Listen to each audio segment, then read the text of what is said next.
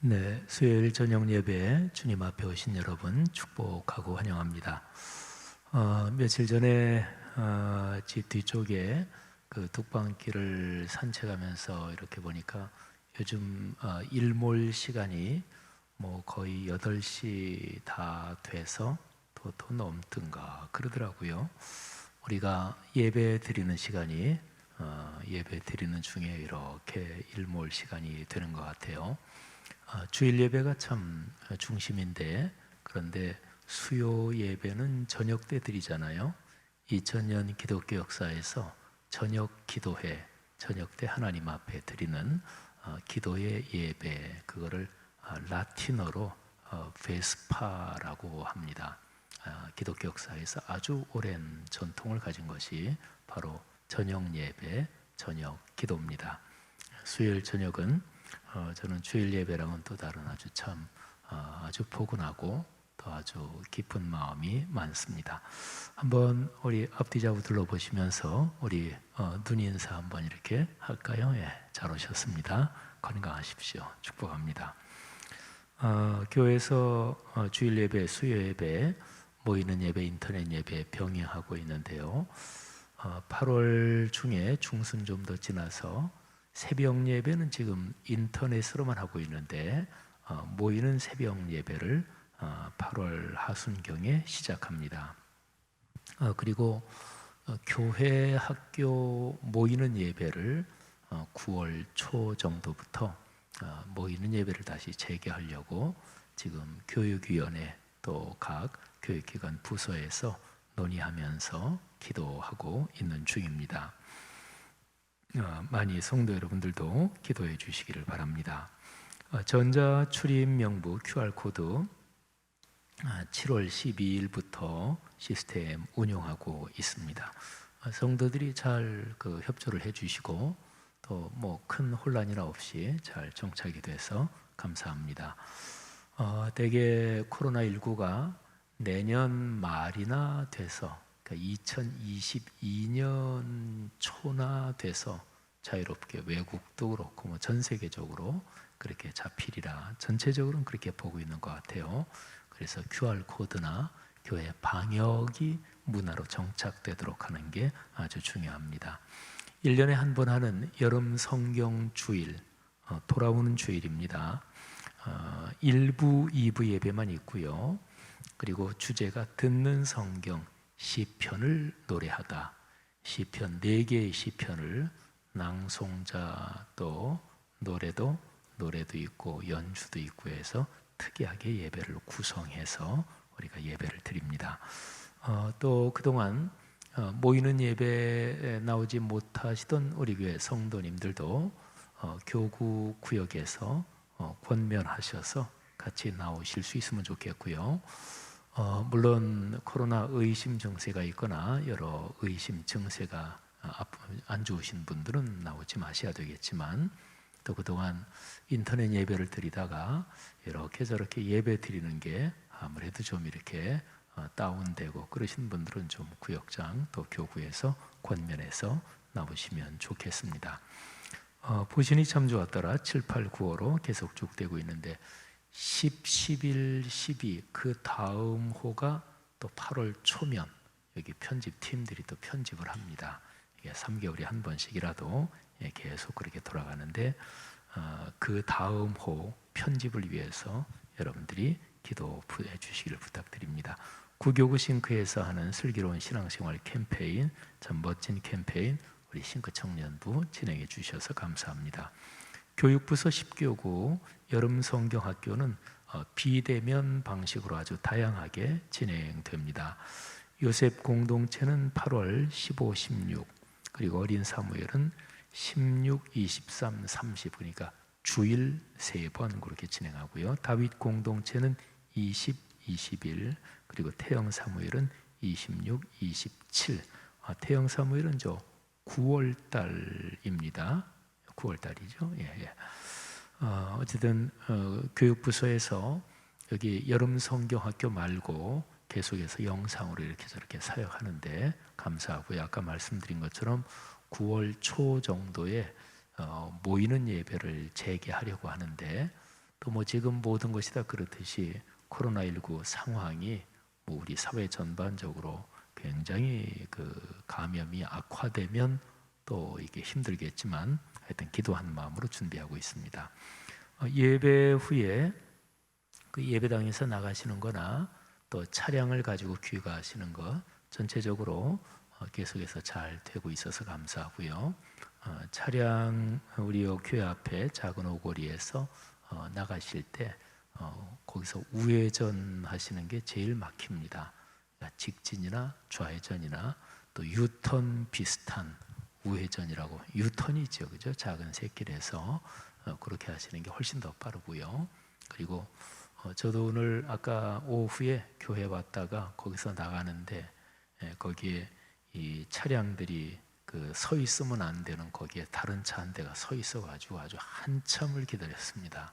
그러니까 꼬리 물고 들어가지 마시고 우리 주일이나 이런 데는 또 수요일도 우리 안내하시는 그 차량 안내 직원들분들께서 좀 하시기도 하고 그러는데 그 안내하는 분들 잘 안내에 따라 주시면 감사하겠습니다. 자, 우리 함께 주님을 찬양하는데요. 우리가 요즘 보통 회중 찬송 2장을 1절부터 마지막 절까지 다 부르죠. 찬양 부를 때 우리 가사 한 절 한 절 또 아까 말씀드린 대로 오늘 저녁 참 포근한 시간입니다. 또 해가 넘어가는 시간이고 그리고 하나님께서 각별한 은혜를 주시는 시간입니다. 우리 366장 또 382장 가사를 깊이 새기면서 함께 찬양하십시다.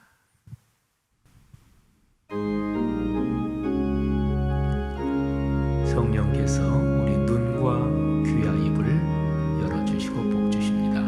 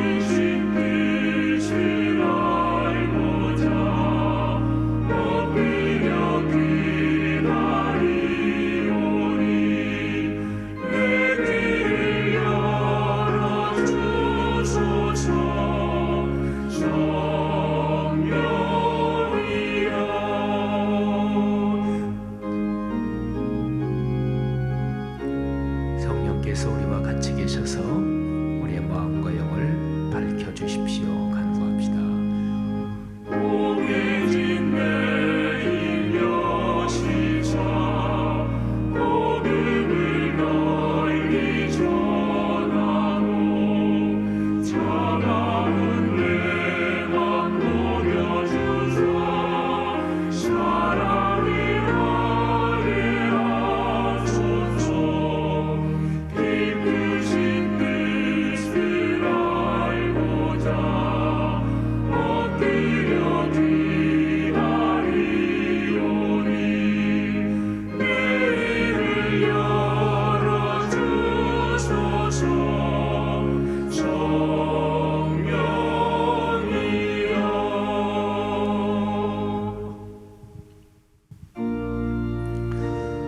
언제 어디서나 우리를 지키시는 우리의 주님, 저희가 주님을 신뢰합니다. 찬양으로 고백하겠습니다. 너는 진 걱정 말아라.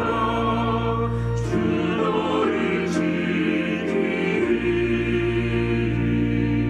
주 날개 밑에 걸어라.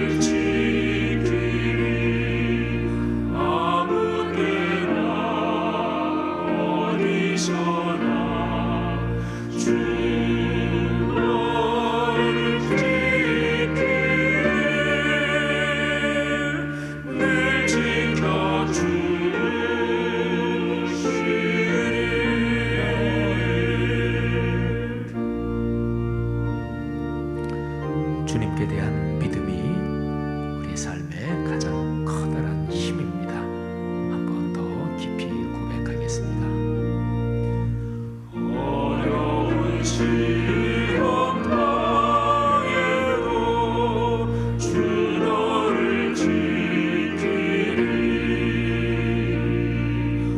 그들의 품에 가라 주 너를 지키리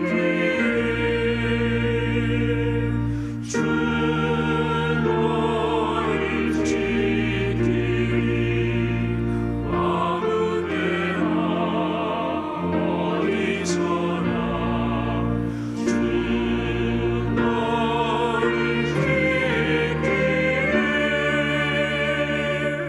늘 지켜주시리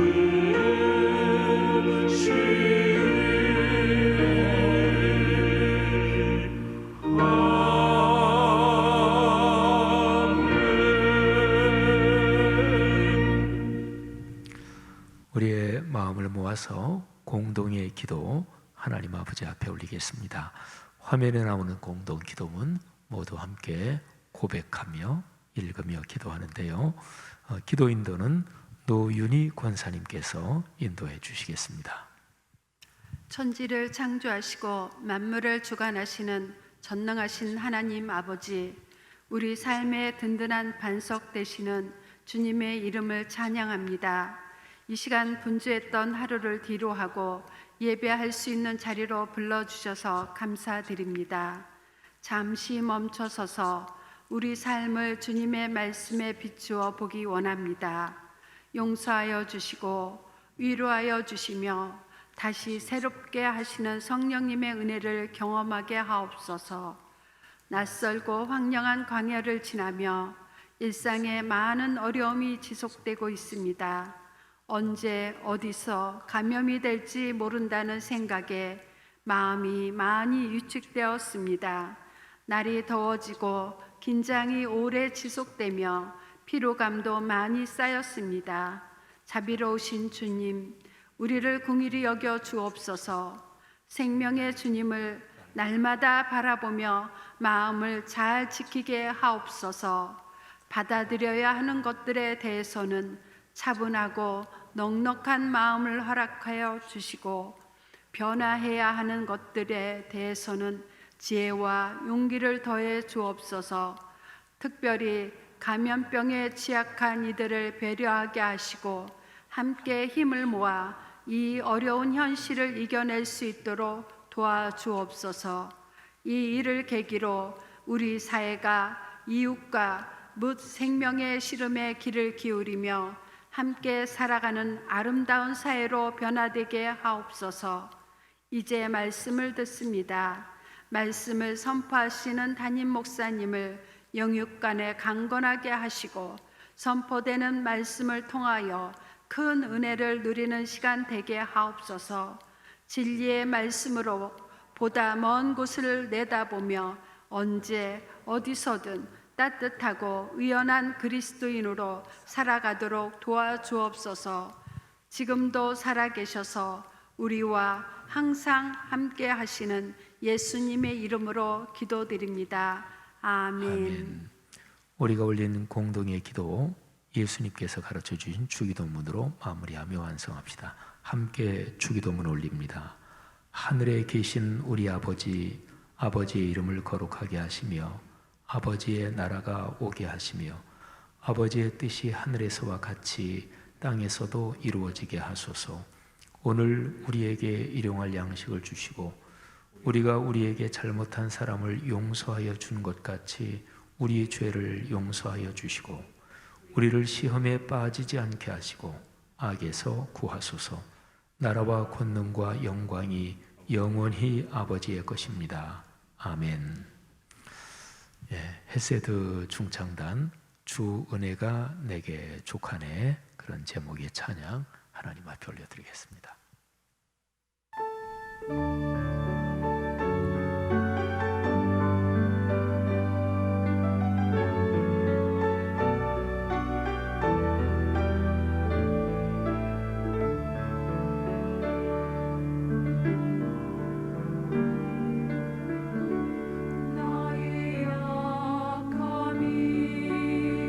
주 앞에 온전히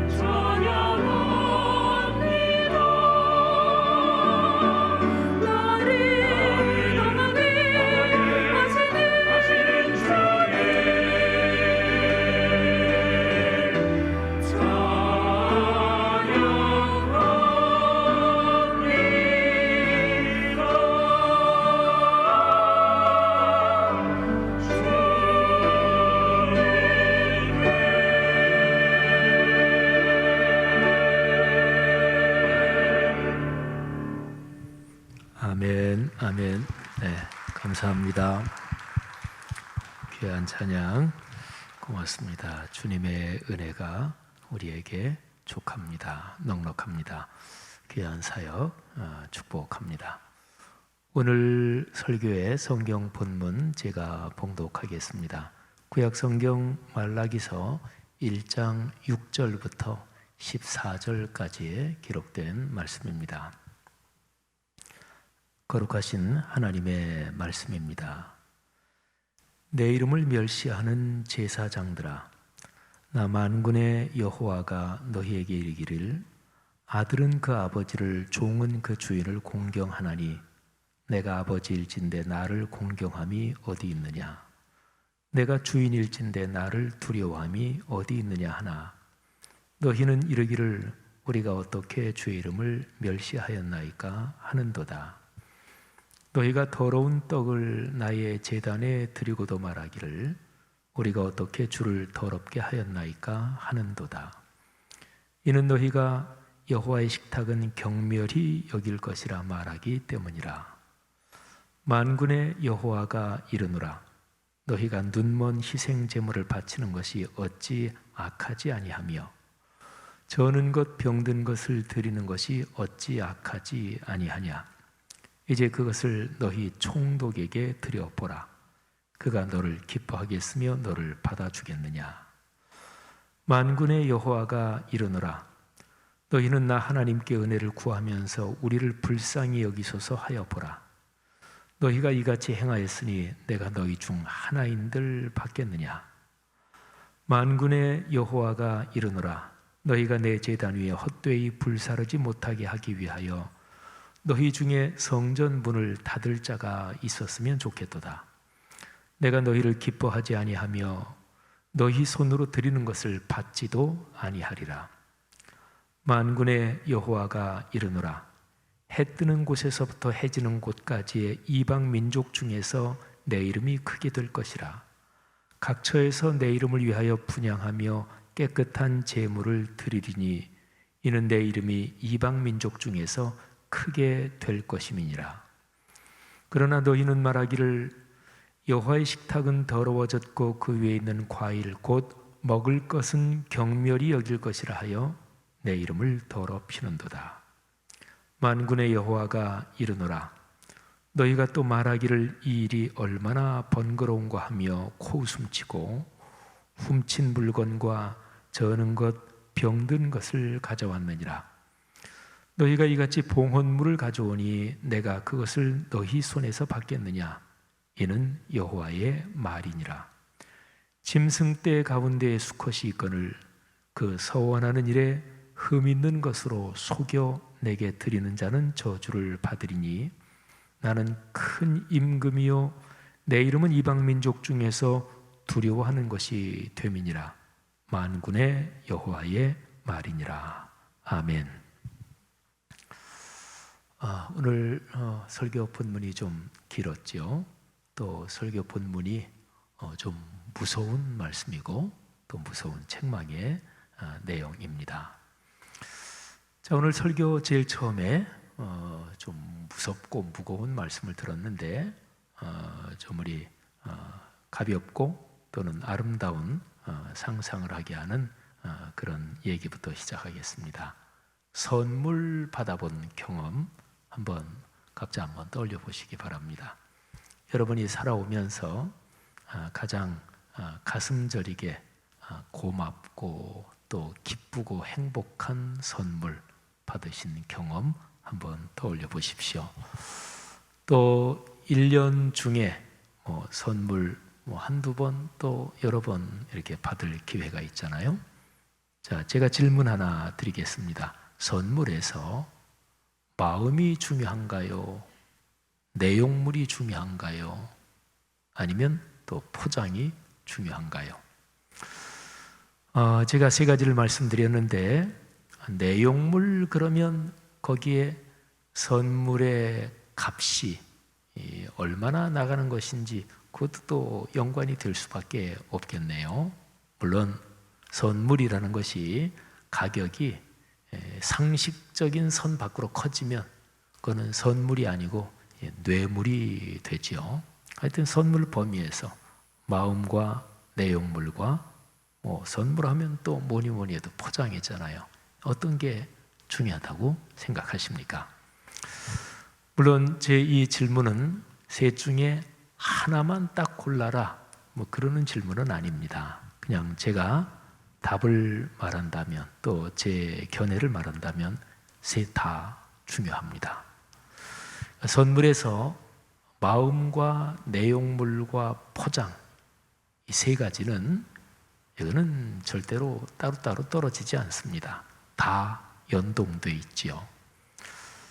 진짜로 마음이 사랑과 정성 그리고 아주 깊은 마음이 담겨 있다면 내용물 아무거나 고르지 않을 테고 또 포장도 그냥 아무렇게나 하지 않겠지요.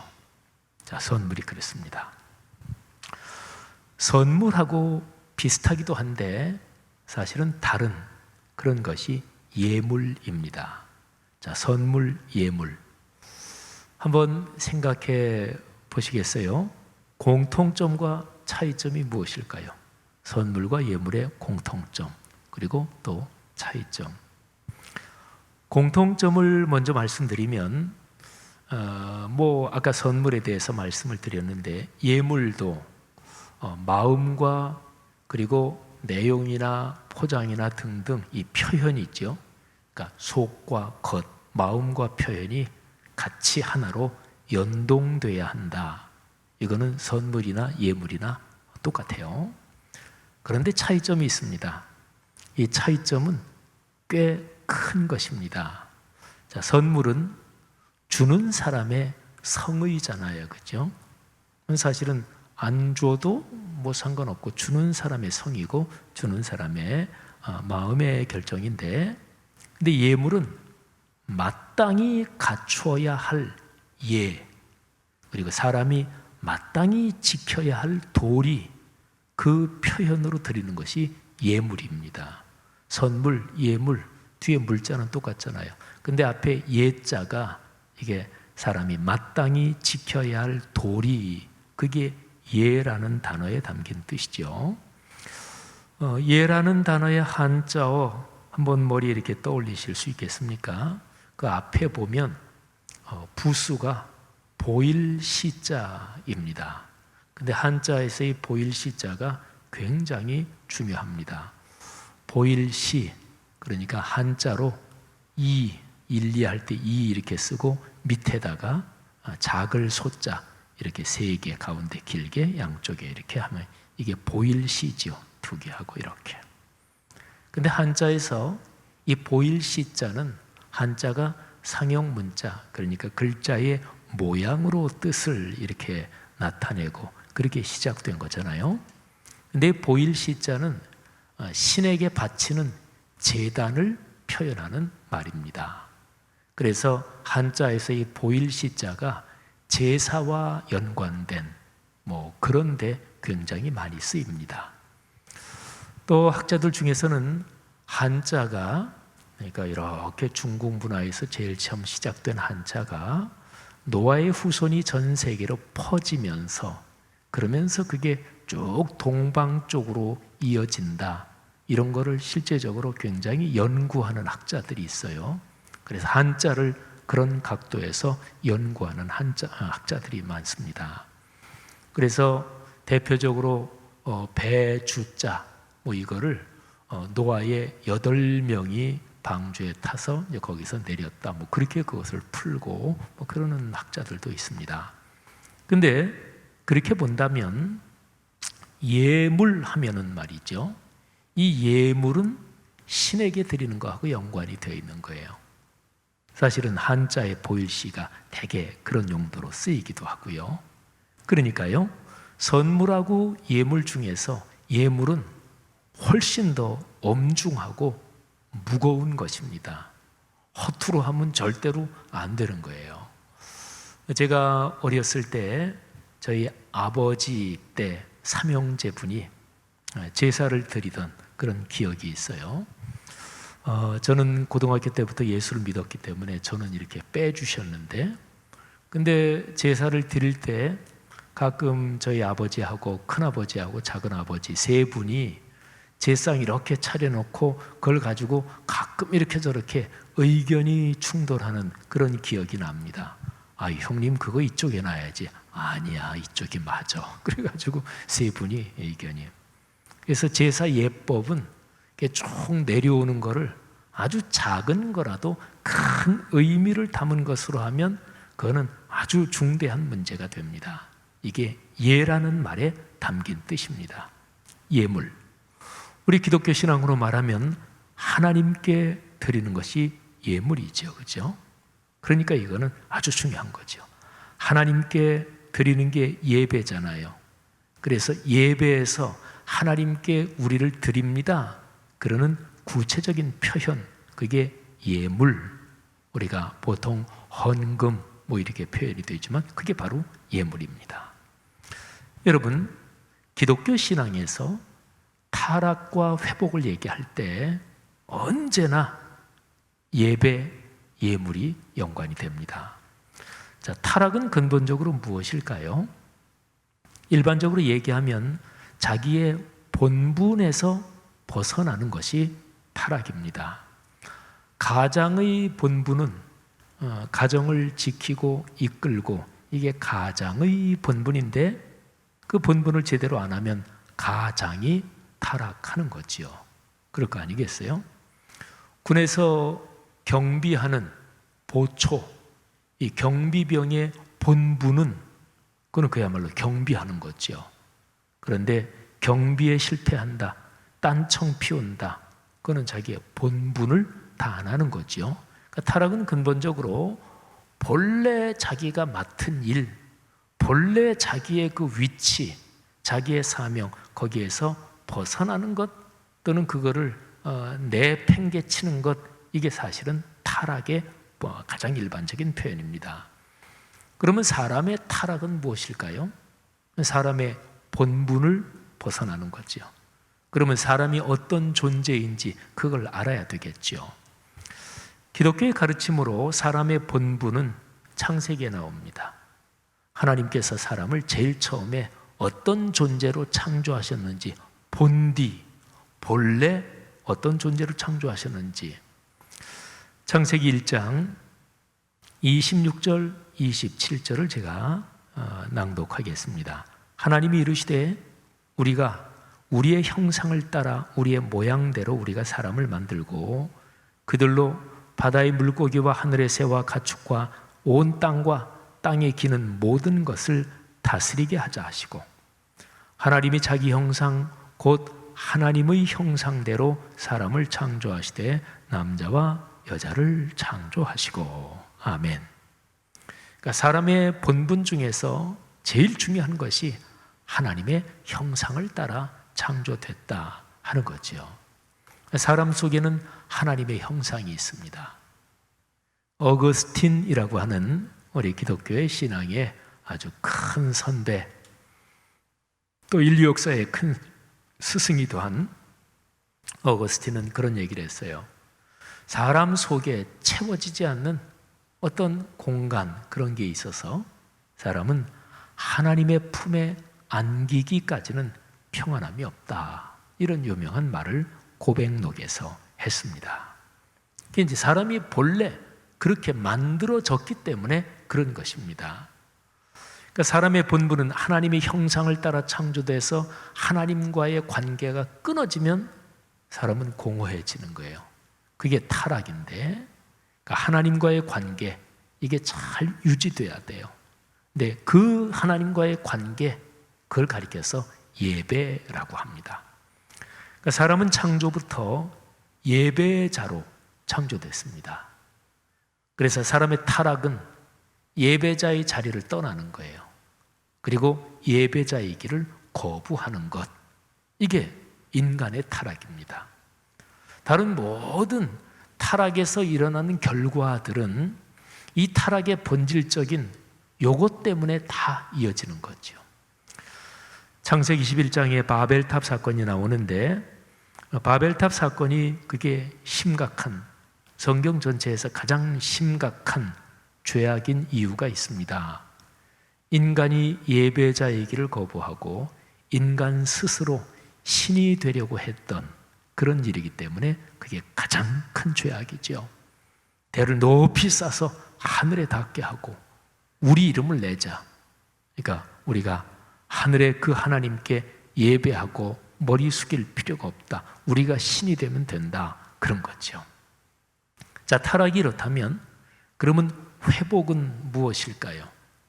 성경에서요, 창세기부터 계시록까지 언제나 회복을 얘기할 때는 예배의 회복을 얘기합니다.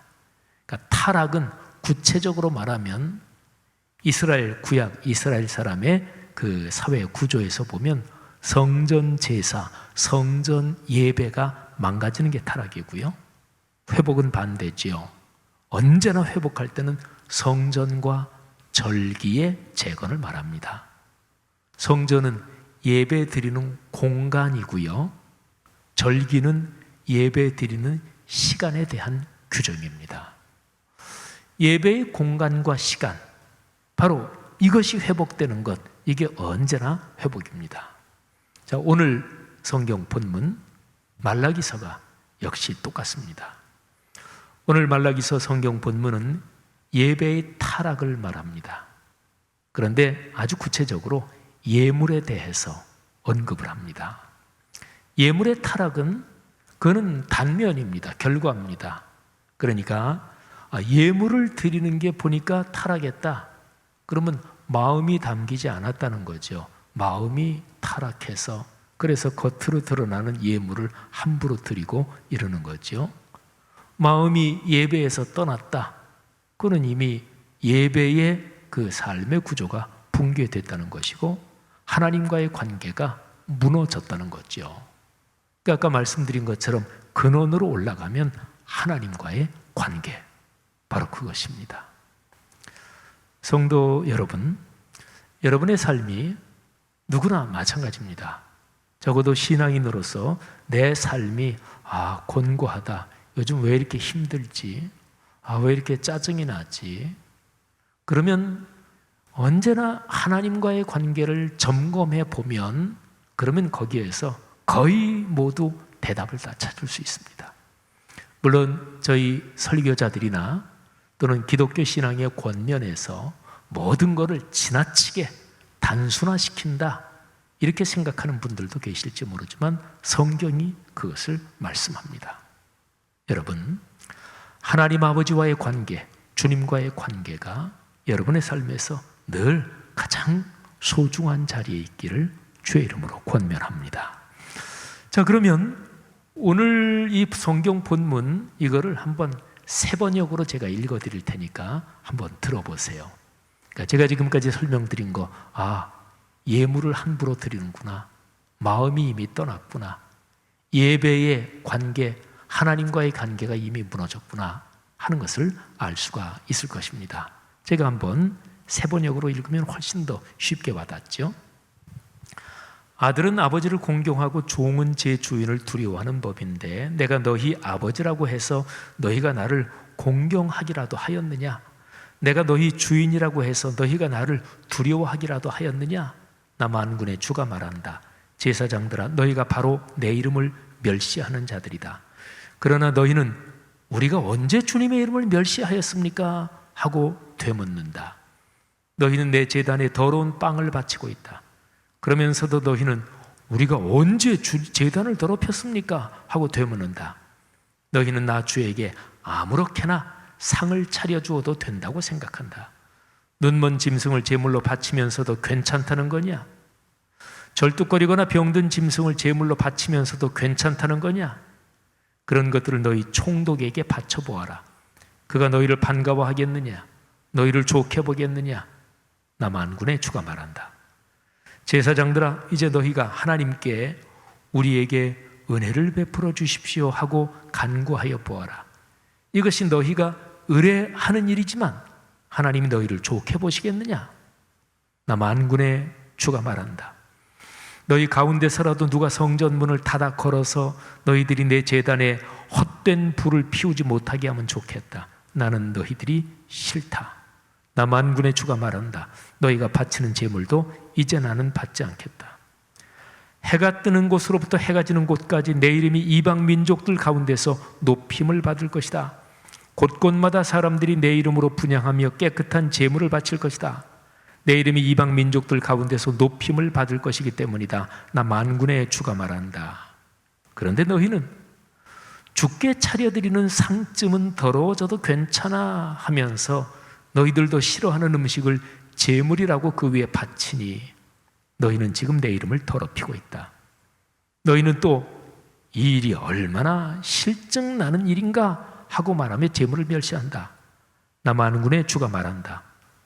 너희가 훔쳤거나 절뚝거리거나 병든 짐승을 제물이라고 가지고 오니 내가 그것을 너희에게서 달갑게 받겠느냐? 나 만군의 주가 말한다. 자기 짐승 떼 가운데 좋은 수컷이 있어서 그것을 바치기로 맹세하고서도 흠 있는 것으로 바치며 속이는 자들은 저주를 받을 것이다. 나는 큰 임금이다. 나 만군의 주가 말한다. 이방 민족들까지도 내 이름을 두려워한다. 아멘. 아주 쉽죠, 그죠? 이 맥락이 그냥 머리에 싹 들어오죠.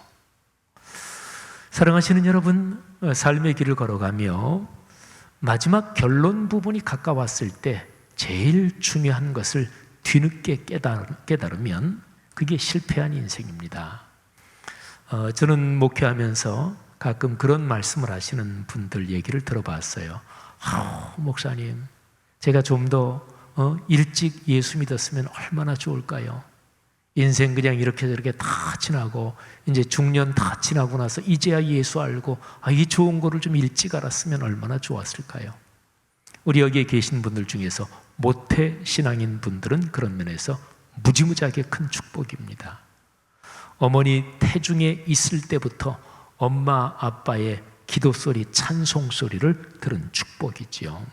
물론 모태신앙 가진 사람들은 태어나서 쭉 자라는 과정 가운데 방황할 수도 있고 또 어떤 면에서는 그냥 인생 살면서 예수 믿은 사람보다 더 방황하기도 하지만 어쨌든 그런 얘기를 많이 들었어요.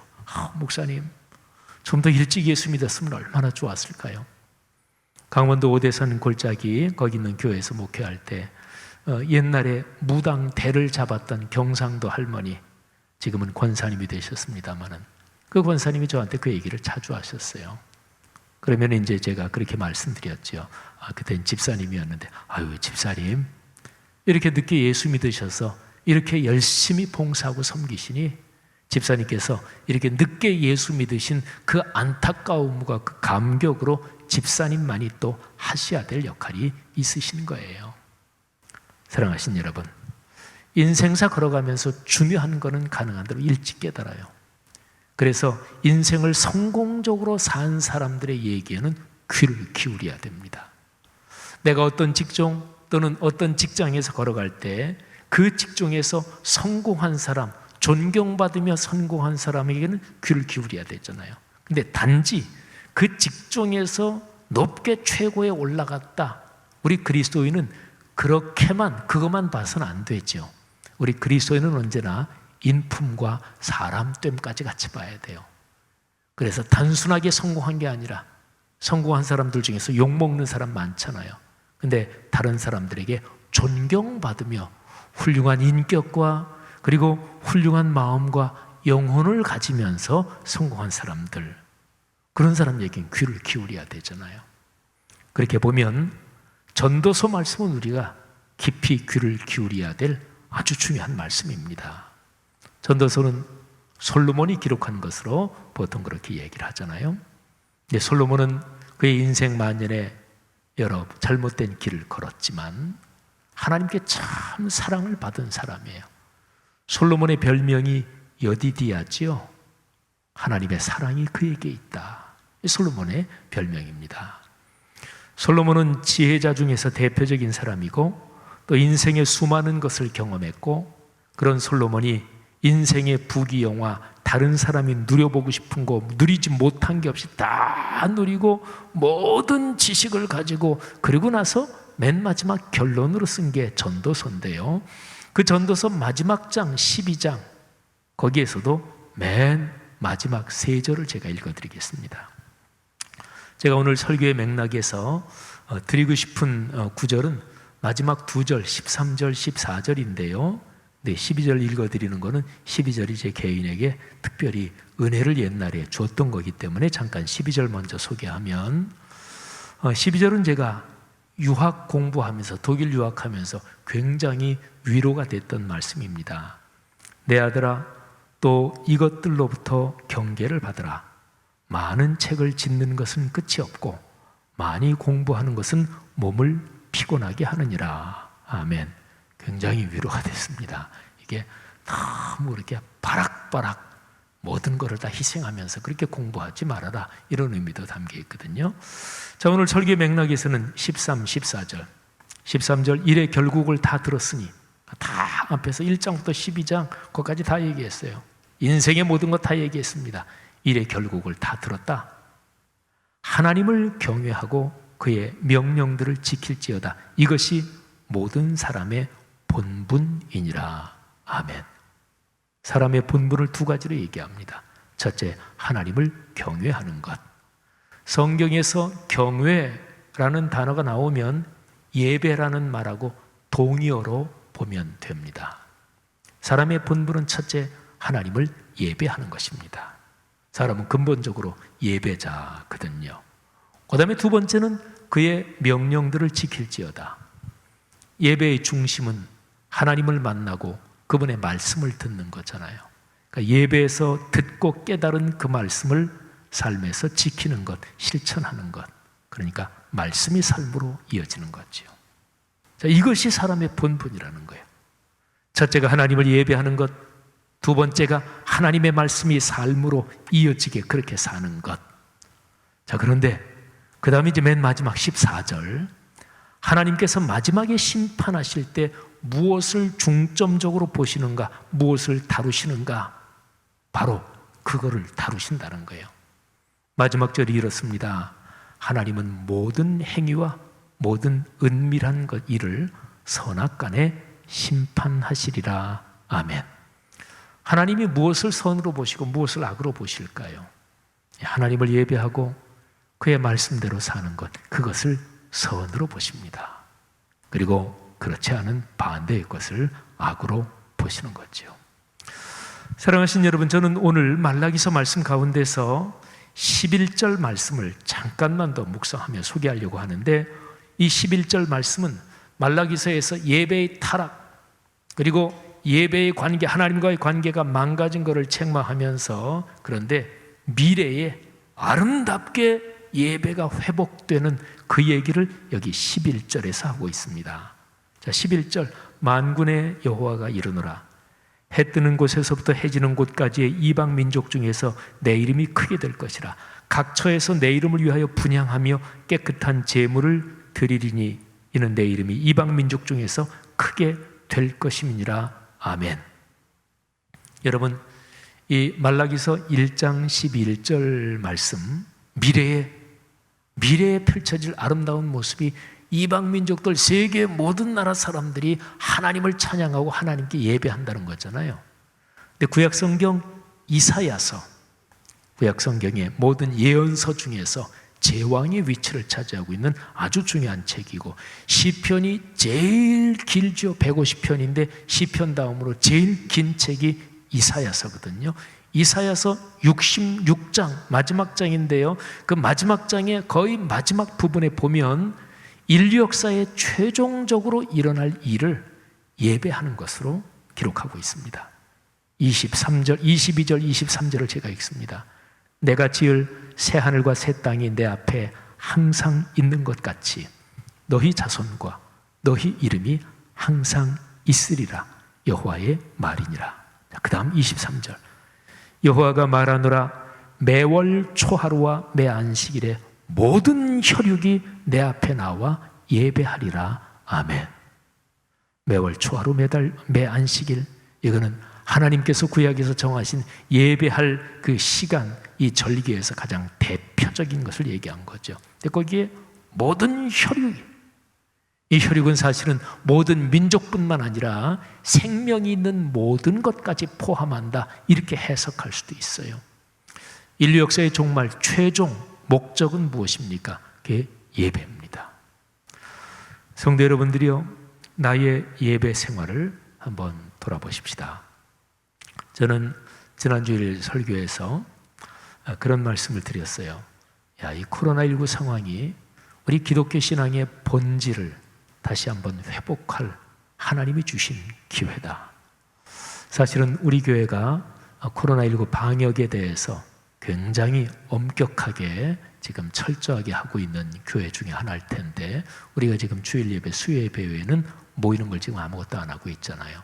근데 새벽 예배 다시 재개하고, 교회 학교 예배 다시 재개하고, 예배부터 하나하나 재개하면서, 예배가 제일 중요하니까.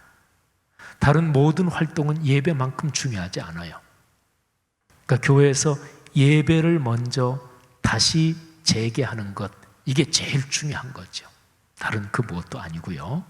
근데 예배를 하나하나 다시 재개하면서, 모이는 예배 재개하면서, 그러면서 깊이 묵상하고, 우리가 진정으로 신령과 진정으로 영과 진리로 주님께 예배를 드리도록 다시 한번 예배가 회복되기를 주님의 이름으로 축복하고 권면합니다.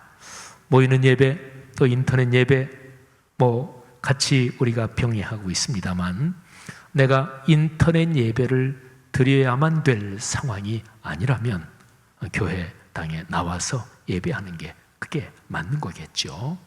하나님께서 여러분의 예배 생활을 통해, 그리고 생활 중에 예배의 능력이 나타나는 생활 예배를 통해, 예배와 생활이라는 단어를 앞에 쓰냐 뒤에 쓰냐에 따라 참 멋진 게 돼요. 예배 생활, 그거는 모이는 예배를 뜻하고, 생활 예배, 그거는 흩어지는 예배를 뜻하니까 하나님께서 예배 중에 여러분에게 복을 주실 것입니다. 여러분에게 하나님의 축복이 거기에 담긴 능력을 주실 것을 믿습니다. 자, 오늘 말씀 들은 거 우리 마음에 새기면서 우리 찬양으로 하나님께 고백하는 시간을 갖겠습니다.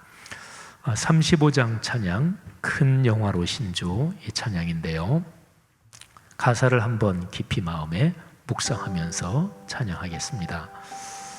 1절 가사 보면, 큰 영화로신 주 이곳에 오셔서 이 모인 자들로 주 백성 삼으사, 그 중에 항상 계시고 그 중에 항상 계시고 큰 영광 나타내소서.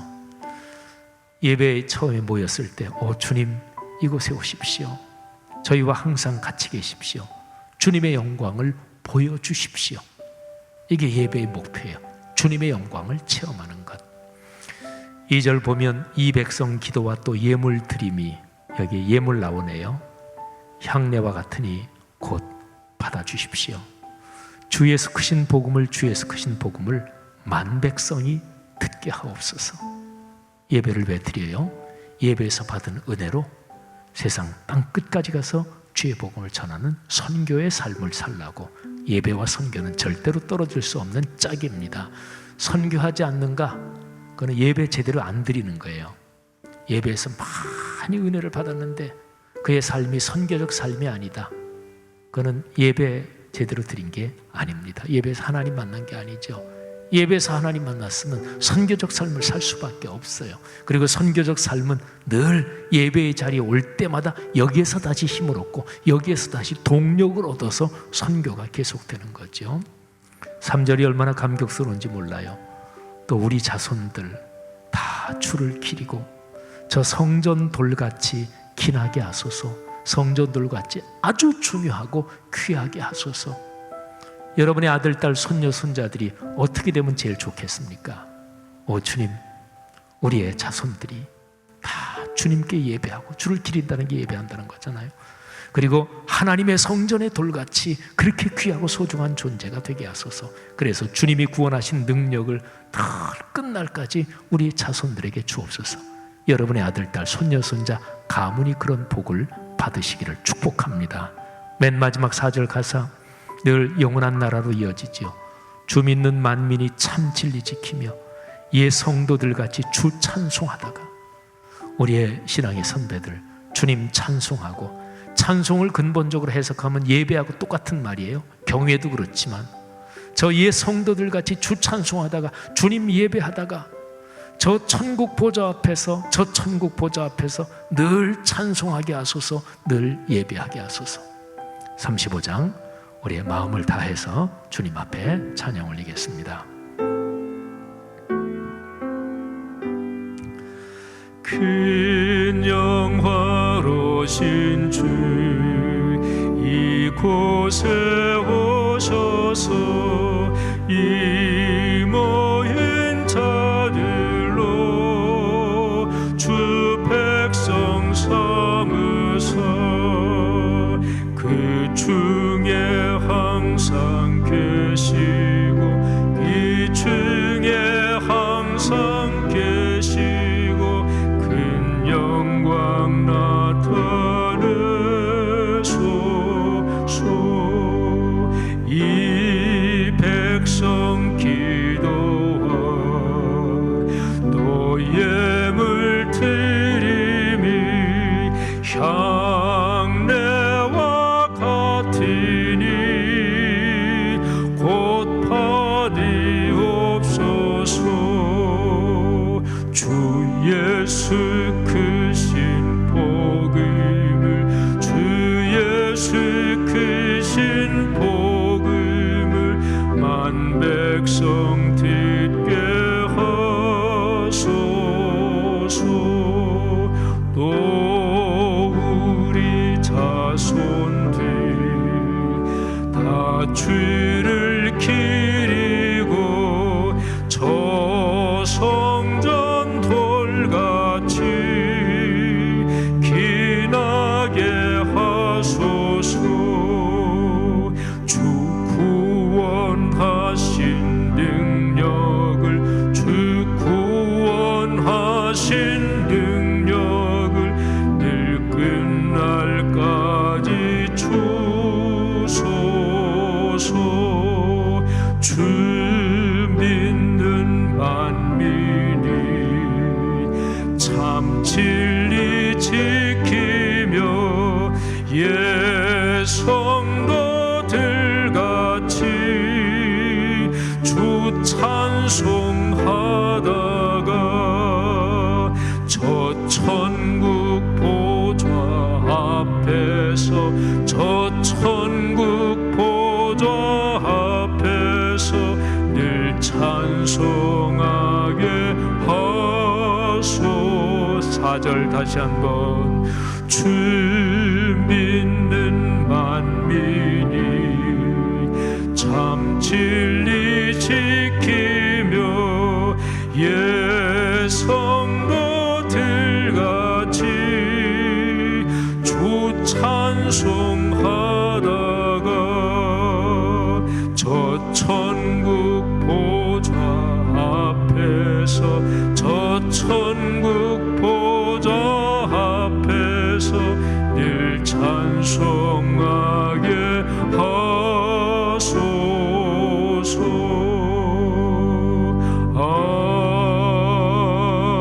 아멘. 기도하겠습니다. 들은 말씀 다시 한번 마음에 새기며 기도하겠습니다.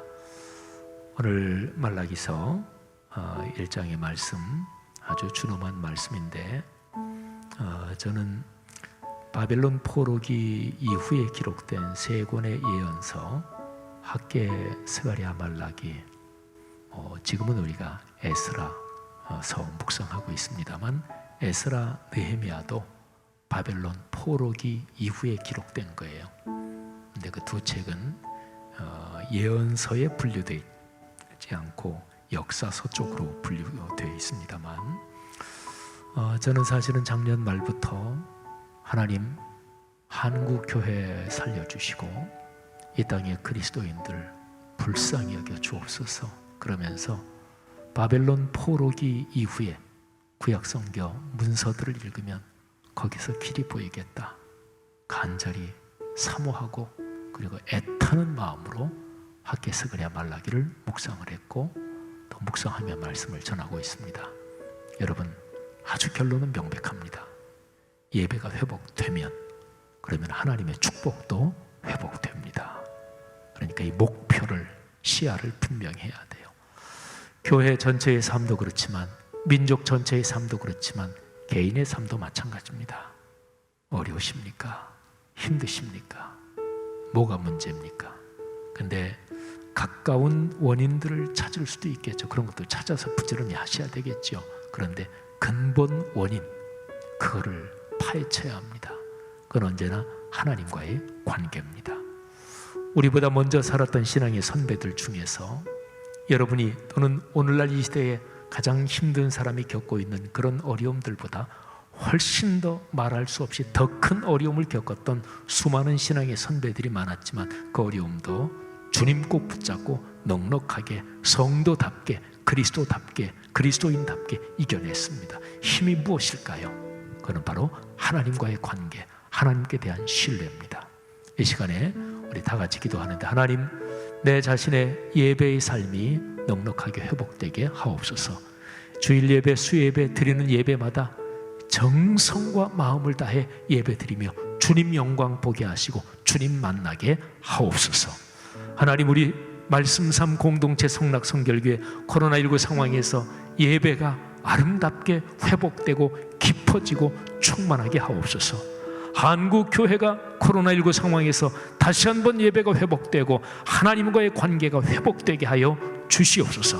그리하여 한국교회가 이 사회를 구원하고 오늘날의 세계 땅끝까지 복음을 전하는 사명 넉넉하게 감당하게 하옵소서. 다 같이 통성으로 하나님 앞에 기도 올리겠습니다. 하나님 아버지, 은혜 감사합니다. 주님의 거룩하신 은총을 우리에게 부어주사 이 시간에 들은 말씀 가슴에 끌어안고 하나님 앞에 기도하오니 하나님께서 우리를 축복해 주옵소서. 오 사랑이 많으신 하나님 아버지, 하나님과의 관계 회복이 모든 것의 중심임을 다시 한번 깨닫습니다. 하나님 아버지, 오늘 이 수예배에 나온 사랑하는 성도들 한 분 한 분을 축복해 주시기를 원합니다. 한 사람 한 사람 마음속에 다시 한번 주님의 관계를 점검하게 하시고 내 예배 생활 예배를 점검하게 하시고 하나님 예배 때마다 주님을 만나며 주님의 영광을 체험하게 도와주시옵소서.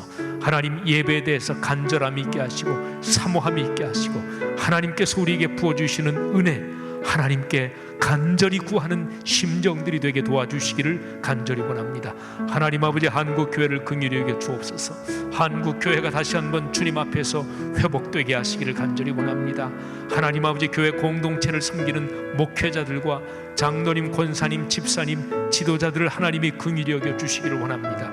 그 무엇보다 중요한 하나님께 드리는 예배, 온 삶을 들여 헌신하게 도와주시기를 간절히 원합니다.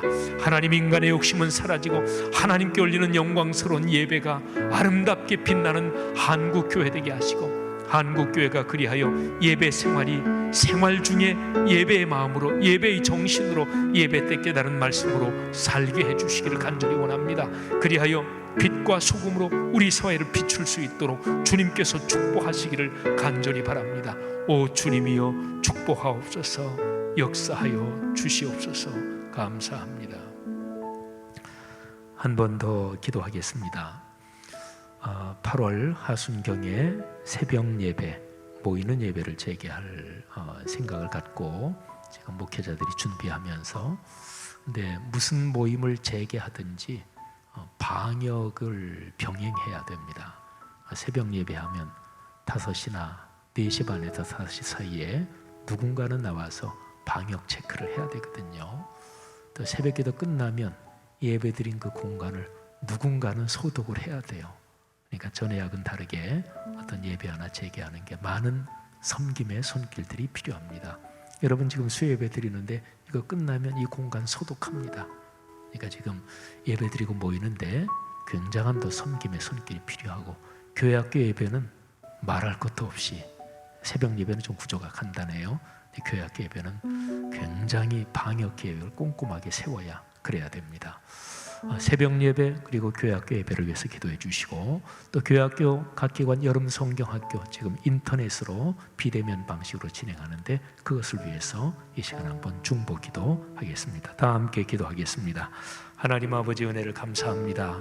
새벽 예배 재개할 계획을 가지고 기도하며 계획하고 있습니다. 하나님 아버지, 또 교회학교 예배 하나님 앞에서 또 모이는 예배 재개하기 위해서 기도하며 준비하고 있습니다. 하나님께서 교육위원장 장로님 또는 모든 목회자분들 또 각 부서의 장로님들과 부감님들, 선생님들 하나님이 축복하시기를 간절히 원합니다. 하나님 아버지, 섬김과 봉사의 손길들이 잘 구조되게 하시고 하나님께서 그 가운데 성령의 능력과 지혜를 주시기를 간절히 원합니다. 하나님 아버지, 감염이 전혀 발생하지 않도록 방역 계획을 꼼꼼하게 세우며 하나님께 다시 한번 거룩하게 예배드리는 어린아이들 또 모든 예배 되도록 축복해 주옵소서. 하나님 아버지, 기도합니다. 비대면 방식으로 여름 성경학교 계획하고 또 진행할 것입니다. 하나님께서 각 기관 부서의 목회자들, 선생님들, 모든 섬기는 사람들을 축복해 주시옵소서. 하나님, 그 어린아이들에게 예수 그리스도의 복음이, 하나님의 말씀이 깊이 새겨지고 심겨지게 하시고, 하나님, 코로나19 상황에서 어린아이들이 예배당에 나오지 못하는 상황 속에서도 하나님께 대한 사랑하는 마음, 그 열정이 식지 않도록 하나님께서 긍휼히 여기시고 축복해 주시기를 간절히 바랍니다. 할렐루야, 감사합니다. 하나님 아버지, 은혜 감사합니다. 오늘 말씀을 듣고 또 말씀을 가슴에 꼭 부둥켜 안고 찬양으로 하나님께 간구했고, 또 우리의 같은 제목을 가지고 기도로 하나님 앞에 올렸습니다. 하나님께서 이 모든 기도 응답해 주시는 것 믿습니다. 하나님께서 우리 성도들 한 사람 한 사람 또 가정 가문마다 축복해 주셔서 성도들의 가정의 아들, 딸, 손녀, 손자 가문 대대로 주님 찬송하고 주님께 예배하는 가정 가문 되게 하시고, 하나님의 성전 그리고 교회 공동체에서 모퉁이 뜰처럼 귀하고 소중한 사람들 다 되게 하여 주시옵소서. 우리의 신앙의 선진들처럼 주님 경외하고 찬송하고 예배하며 인생길을 걸어가게 하시고, 영원한 나라에서 영원토록 주님 찬송하고 예배하게 하옵소서. 돌아가는 발걸음 축복해 주시옵소서. 주일 예배 다시 주님 앞에 나올 때까지 감염에서 지켜주시며 병든 분들을 이 시간 고쳐주시며 안수하여 주시고, 성도들의 경제활동, 가정생활을 축복해 주시고, 성도들 가정에 갓 태어난 아이들 또는 자라는 아이들 또 학생들 또는 그 모든 부모, 할머니, 할아버지들을 축복해 주시옵소서.